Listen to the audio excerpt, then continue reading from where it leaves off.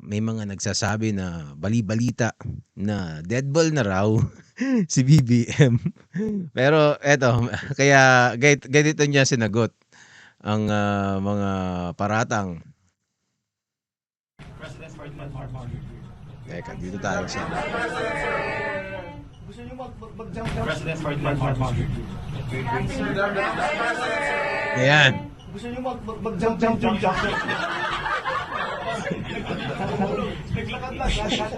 Gina G siya. Can you tell me? Ano daw? Ayan, this is hindi sa tape. It is I'm carrying my statement for this afternoon, which is what I'm going to make. It is April 14. We're going to talk about the excise tax. Okay. So this is done today. And Excise tax. Okay. anyone who So may press con siya. I am sick, that Ayan. they come and exercise with me. We will see who is stronger. Come to the gym with me. Tingnan natin kung sino mas malakas magbuhat ng weight. Okay, so yun, kasi the past few days, actually months na eh, may mga lumabas kasi na balita na ano daw, may sakit si BBM. Although, inamin naman ng Malacanang ni Auntie Claire na meron daw, may sakit talaga siya. Pero yun na, yung sakit niya is diverculitis. So diverculitis is ano siya, sa digestive system, yung mga sa bituka yun eh. Ganun yung sakit ni Brock Lesnar dati sa UFC. Doon ko una narinig yun eh. Meron siyang diverculitis, kaya siya matagal na wala sa UFC at saka sa WWE. So, yun ang naging sinasabing sakit ni BBM. Although it could be serious, pero for the most part basta maagapan, okay naman yun. Pero parang sumasakit yata yung tiyan talaga doon. Basta, pero ang whatever it is, it's not as serious or as parang hindi siya kasing lala ng cancer.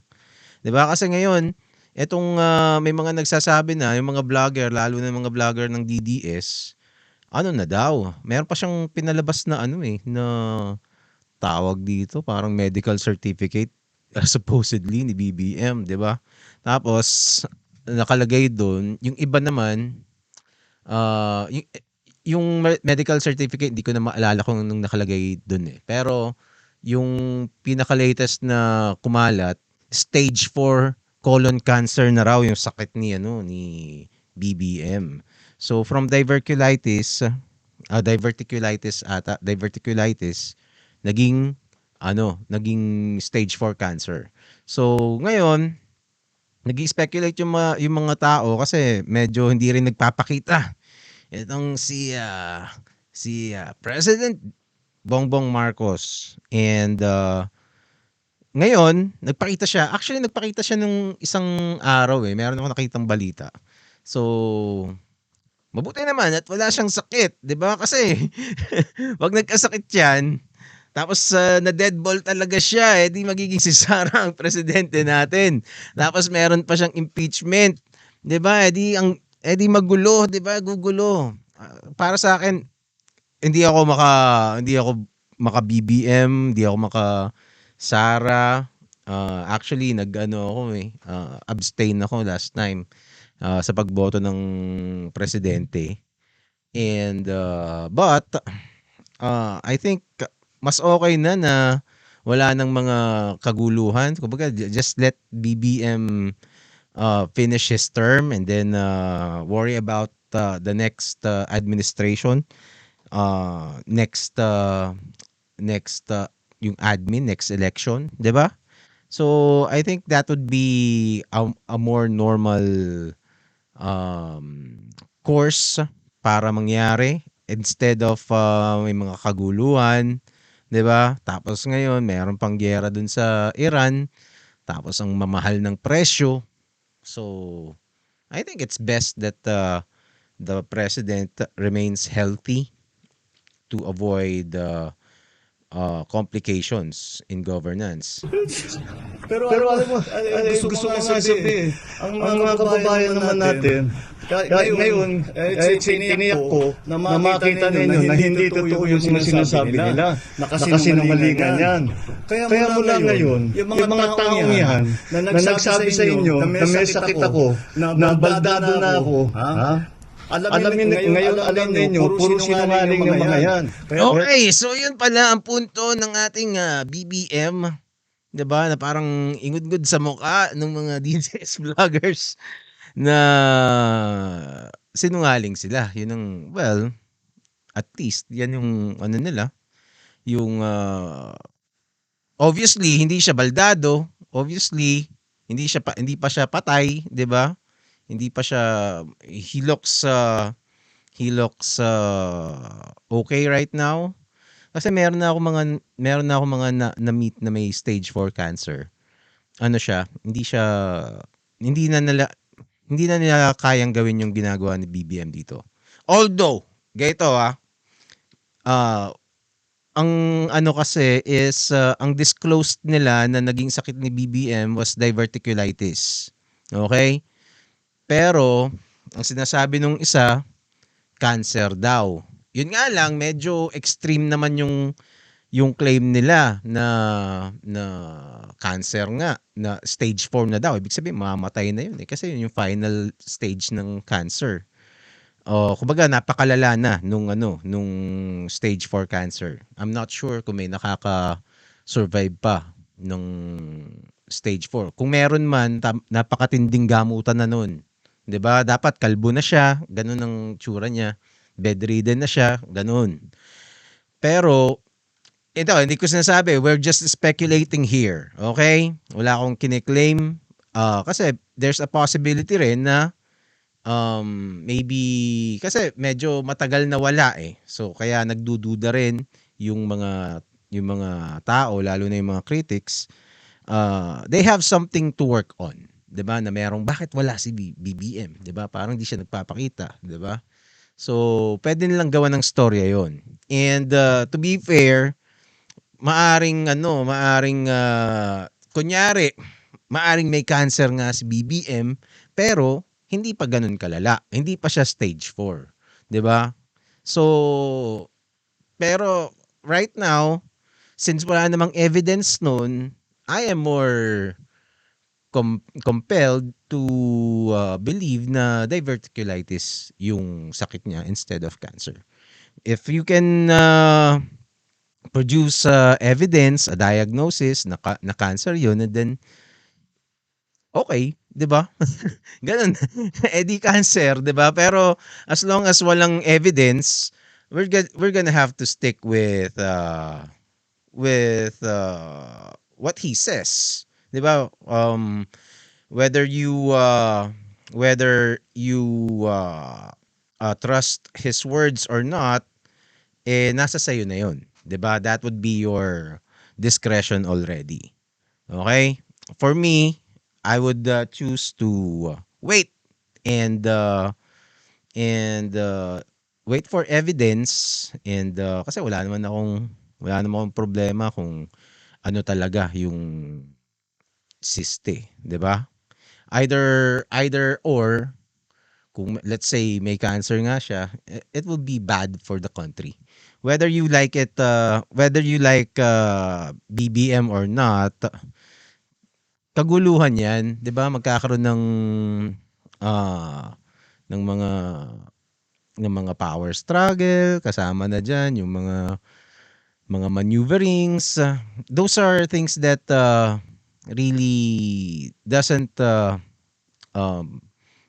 bring a lot of good to the country. So let's not wish for those. Okay? At lahat ng sasabihin ng mga yan, kasinungalingan. At huwag nyo nang paniwalaan kung sino man yung mga yun. Now you know who the liars are and who's telling the truth. And once again, I think it's very easy and very clear that I'm in very, very good health. I just had everything. My numbers are. I just had my regular blood test kasi nagpapaano ako ng vitamins and everything. And Okay. I'm fine. I'm really quite fine. The last Good for him. Good for him. Okay. time that I went to the hospital was to have my CAT scan to show na yung diverticulitis ko gumaling na. So that Okay, was so ang claim niya is gumaling na yung diverticulitis. Okay. Diverticulitis ang ginagawa dun. Hindi ko pero from what I heard doon sa what I read doon sa nangyari kay Brock Lesnar, parang they had to cut a section of his intestines. Okay, I don't know kung ganun din ang ginawa sa kanya or nadaan lang sa gamot. 2.5, 3 months ago. Mga ganon. So that's all these reports of me going to the hospital. I haven't been to the hospital for 3 months, and even then, it's just to have a CAT scan because the CAT scan to tell my doctors if the diverticulitis has completely been fixed, and it was, and I'm done. My diet is back to normal. My exercise is back to normal. I still exercise 3-4 times a week. Okay. I'm watching my food better than before. But Well, he kinda looks healthy to me, 'di ba? Mukhang at least health-wise, mukhang nagsasabi naman siya ng totoo. And but the fact that he's doing this press con with matching theatrics ng jumping jack, it seems like that rumor affected him. Okay? Na kasi medyo matagal ding nawala eh. And siguro iba rin siguro yung yung feeling nung sasabihin ng mga tao, ano ka na, patay ka na. Sasabihin ng mga tao, baldado ka na, 'di ba? Bedridden ka na. So maybe it fucked him up a little bit. Medyo it got into his head. That's why he's doing this. Ganitong mga klaseng tawag doon, press release at saka mga pautot. So, I'm sorry? Maintenance medicine for, I have, two. One gout, which is lupurinol. Nung nasa lahi namin ng Ilocano, magka-gout eh. Gout. Okay. And the other is for high blood pressure. Okay, BP. Okay. So wala siyang diabetes. For hypertension. Those are the only two medicines that I take. Well, if that's the case, then relatively good, 'di ba? Hypertension, okay. The others that I take are nothing really. When I have allergies, I take an antihistamine. Pero wala naman ngayon. Aside from that, that's it. That's it. I'm not a great believer in supplements. If you eat well and you exercise regularly and you get regular sleep, yun lang medyo kulang ako yung tulog. But otherwise, everything is normal.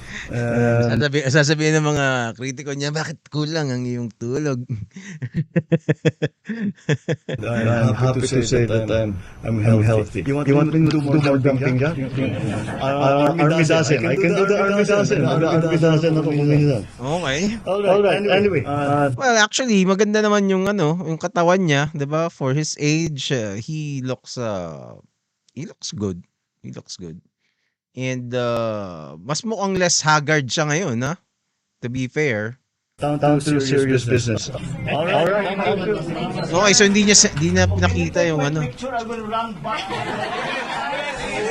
Tama, nagyaya talaga.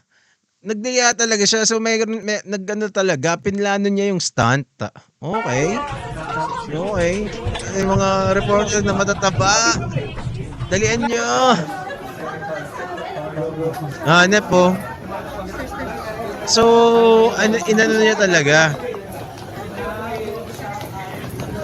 Sinet niya talaga. April. Sorry po. Grabe yung hingal nung mga. Kung siya tumakbo. Tuwang-tuwa naman yung mga media. Tama, papunta sa Grabe, ang bilis bulahin ng mga media sa atin, no? Tuwang-tuwa naman sila. 'Di ba? Nakakita sila ng presidenteng tumatakbo. Okay, right. So what's your regular exercise routine like? What do you do? I do weights, and then I go on the elliptical machine. But I average my more or less I work towards a heart rate. So 130 beats per minute. Heart rate. No. I try for 10 times a week. Sir, 130, taasan mo pa, BBM, mga 150. 'Di ba? Mga ganun. Tapos, For 2 days on, 1 day rest. 2 days on, 1 day rest. sir, before you were very quiet about answering your bashers and trolls. What was the breaking point? What was the tipping point? Bakit po kayo nag-decide to attack otherwise today?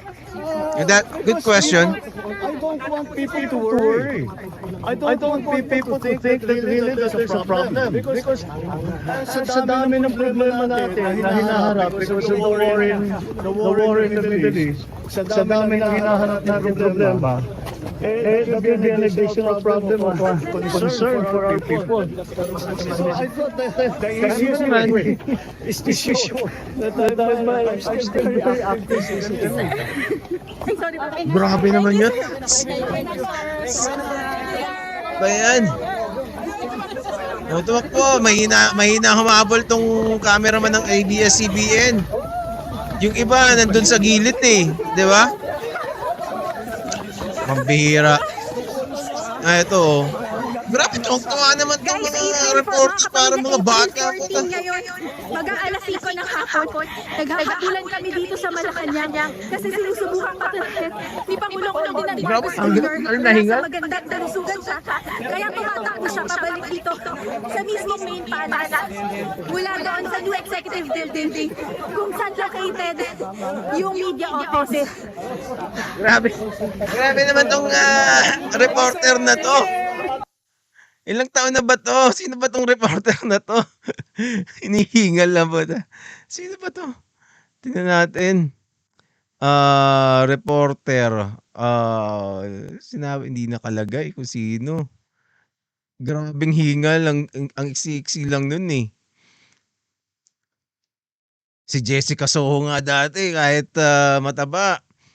Ano siya eh. Pumupunta siya ng ano, 'di ba? Dun sa nakita ko yung dati meron parang sa Iraq. Punta siya ng Iraq tapos may sumabog na malaki dun sa ano. May malaking explosion dun sa likod niya. 'Di ba? Iconic 'yun. Tapos ito, habulin mo lang si BBM sa Malacanang. Todo hingal ka na. Ay nako. Anyway, final thoughts. It's good. It's good na ano si BBM na wala siyang sakit kasi tama naman siya. Kung may sakit yung pangulo, isa ano pa yon, isa dagdag problema yon ng bansa. May mga uncertainties. So it is best na wala na lang ganun, 'di ba? Kasi total ilang years na lang, konti na lang eh, mag-election eh, 'di ba? I think it's best na patapusin na lang ang term nitong si BBM. Let's see kung anong mangyayari. Si Sara tatakbo, sino makakalaban niya, and we'll find out. Kung magkakaroon ng impeachment, di malaman na lang kung anong mangyayari. Kumbaga, the impeachment is messy enough. We don't need more mess to go with it. And yung mga fake news, madami namang pwedeng i-atake kay BBM, 'di ba? Madami naman, no? Yung mga ganong klaseng may sakit, mamamatay. Hindi naman kailangan na 'yun, 'di ba? Banatan niyo sa policies, banatan niyo sa corruption, banatan niyo sa mga tawag dito, disagreements, 'di ba? Kung may mga gaffes siya o kaya may mga blunder, 'yun ang banatan nyo, 'di ba? Kung meron kayong nakikitang mali sa gobyerno, madami naman diyan, eh. Hindi yun na kailangan gumawa ng mga ano, nung mga mamamatay, 'di ba? It only cheapens your position and open to ayan ganyan a rebuttal. Personally, I think this is a strong rebuttal by the president. It went viral. Tapos yung mga ang pinakamatindi dito yung mga media, 'di ba? Nagmukhang mga bata sa kanya. That's his biggest win from all of this. Parang the entire media corps was under his spell. And this kind of stunts kasi is rare. Yung mga instances na ganyan, rare na very rare 'yan eh, 'di ba? And this is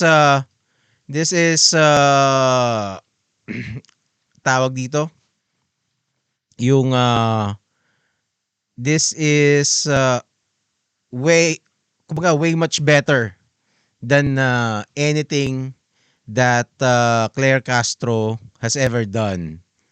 'Di ba? Tingnan nga natin ito. Ayun, ano siya, tuwang-tuwa naman 'tong mga mga reporter. Tingnan nga natin ulit.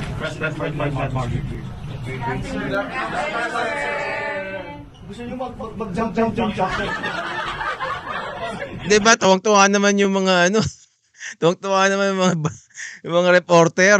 Grabe. Dapat si Claire Castro mag-jumping jack din, 'di ba? Ito matindi diyan. I think BBM did great dito sa ginawa niyang stunt na to. But of course, yung mga hater, kung hater ka ni BBM, for sure wala namang gagawing tama si BBM para sa 'di ba? So masama pa rin 'yan. Pero to some na doesn't really have wala na hindi ka man DDS, mga katulad ko. Okay na sa akin 'yan. I think he handled this well. This is the best na what could have the best that he could have done, and he was able to do it.